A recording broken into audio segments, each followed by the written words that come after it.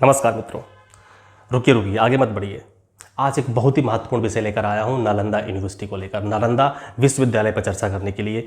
पता है आपको इसके बारे में जानकारी होगी, लेकिन मैं कुछ ऐसे तथ्यों पर चर्चा करूँगा जो आपको बहुत ही इंटरेस्टिंग लगेंगे और जिसे जानकर आपको काफ़ी अच्छा लगेगा और आपको लगेगा कि ऐसा भी घटित हो रहा है, क्या ऐसा भी घटित हुआ था। अगर आप चैनल पर नए हैं तो प्लीज़ इसको सब्सक्राइब जरूर कर लीजिएगा, लाइक और शेयर भी कीजिएगा, क्योंकि इसी तरह के विश्लेषण मैं आपके लिए लाता रहूँगा। मित्रों, कल्पना कीजिए आप एक ऐसे देश में रहते हैं जिस देश को गौरव प्राप्त है सबसे पुरानी विश्वविद्यालय के होने का, यानी कि नालंदा यूनिवर्सिटी दुनिया की सबसे पुरानी यूनिवर्सिटी है। और उस यूनिवर्सिटी को जिस आक्रांता ने जलाया, उस देश में उस व्यक्ति के नाम पर रेलवे जंक्शन है, गांव का नाम रख दिया जाता है। अब तो वो गांव काफ़ी बड़ा हो गया है, इसके बारे में आपको डिटेल में बताएंगे। लेकिन अब वाकई आपको जानकर बड़ा दुख होगा। आप देश से प्यार करते हैं, राष्ट्रवादी हैं, अगर आपको अपने देश के बारे में, शिक्षा के बारे में अगर आपको इंटरेस्ट रखते हैं तो आपको वाकई बहुत दुख होगा। आप यकीन करिए, दुनिया के आज आप अगर सक्षम हैं तो आप सोचते हैं कि आप ऑक्सफोर्ड यूनिवर्सिटी में अपने बच्चों को पढ़ाएं, कैम्ब्रिज यूनिवर्सिटी में पढ़ाएं, बोलोग्ना यूनिवर्सिटी एक है, वहाँ पे आप अपने बच्चों को पढ़ाएं। लेकिन इमेजिन करिए, आज से 1500-1600 साल पहले दुनिया के लोग ये सोचते थे कि वो नालंदा यूनिवर्सिटी में अपने बच्चों को पढ़ाएं, तो कितना गौरव रहा होगा, कितना गर्व की बात है हमारे देश के लिए।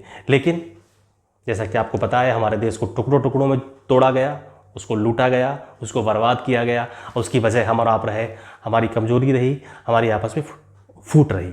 यही वजह रही कि हम अलग अलग रहे और हम बिखरते रहे, टूटते रहे। लेकिन अब वक्त आ गया है जुड़ने का, मजबूती से आगे बढ़ने का।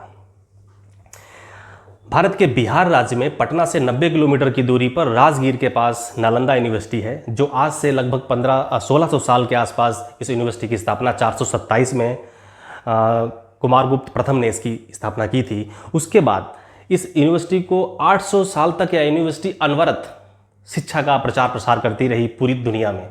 उस समय इस यूनिवर्सिटी में 10,000 छात्र शिक्षा प्राप्त करने के लिए आते थे, मतलब यहीं पे रहते थे, उनका रहना खाना सब व्यवस्था थी। काफ़ी विशाल इसका कैंपस था उस समय, और बहुत बड़ी विशाल लाइब्रेरी थी। इसमें 9 मंजिलों में लाइब्रेरी थी, जहाँ पे बताते हैं कि 90 लाख से ज़्यादा पुस्तकें थीं, जहाँ पे 10,000 छात्रों के लिए 1500 अध्यापक थे। उस समय मेडिसिन, तर्कशास्त्र, गणित और बौद्धिक सिद्धांतों की जो है शिक्षा छात्रों को प्रदान की जाती थी। इतनी महत्वपूर्ण, इतनी गौरवशाली गाथा का यह विश्वविद्यालय था, जिसे तुर्की के एक शासक कुतुबुद्दीन ऐबक के सेनापति मोहम्मद बख्तियार खिलजी की सैन्य टुकड़ी ने इस पर आक्रमण कर दिया था, इसको जला के तहस नहस कर दिया था। आप कल्पना कीजिए, इसको जलाने के बाद कहते हैं कि 3 महीने तक इसका एक कैंपस, इसकी यूनिवर्सिटी जो है जलती रही, यानी कि इसमें इतनी किताबें थीं, लाखों किताबें थीं कि इसके बाद जलती रहीं। इतना दर्द आसपास के कई 100 किलोमीटर तक इसके क्षेत्र के लोगों ने झेला होगा। लेकिन कुछ समय के बाद जब समय आया, लोग आए, रहने का माहौल बना, तो क्या बनाया गया? बख्तियार जंक्शन, बख्तियारपुर वही जहाँ से नीतीश कुमार जी आते हैं। नीतीश कुमार जी का जन्मस्थल बख्तियारपुर ही है। कई बार इसका प्रयास किया गया कि इसको नाम बदला जाए, लेकिन नहीं। खैर, कम से कम नीतीश कुमार जी ने एक काम तो अच्छा किया कि नालंदा यूनिवर्सिटी जो है इसके जीर्णोद्धार का जुम्मा उठाया। और ये कब उठाया?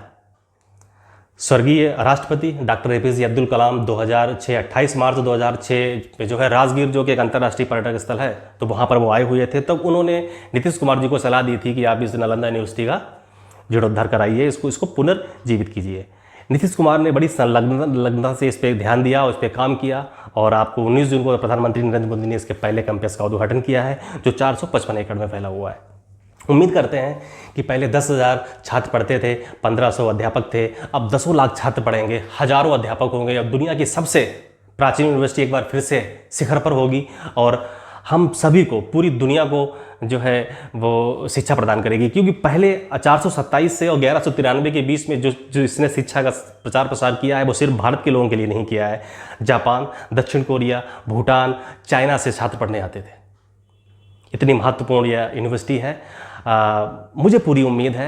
लेकिन जरा आप सोचिए, आप यकीन करो जरा, मतलब ये चीज़ सोचकर हंसी भी आती है और बड़ा दुख होता है कि यार एक आक्रांता ने हमारी यूनिवर्सिटी को जला के राख कर दिया, और उस आक्रांता के नाम पे सर पे ही वहीं पर बख्तियार जंक्शन रेलवे स्टेशन नाम रख दिया गया। और वहाँ पे एक गांव का भी नाम है, मतलब हद है, जिसने इतना विनाश किया, जिसने शिक्षा जैसे मंदिर जो जिस पे किसी का राइट नहीं है, जिस पे हर जाति, हर धर्म, हर वर्ग के लोग पढ़ सकते हैं, विदेशों से आके लोग पढ़ सकते हैं, उसको उन्होंने जलाया। खैर जो भी है, अब जो हुआ सो हुआ। नीतीश कुमार ने अपने कार्यकाल में 2006 में उस समय कम से कम इस चीज़ का बीड़ा उठाया और ये बहुत अच्छा कार्य किया है। 1 सितंबर 2014 के आसपास शायद इसमें छात्रों ने पढ़ना शुरू किया। खैर अब जो भी है, अब यूनिवर्सिटी बनकर तैयार है।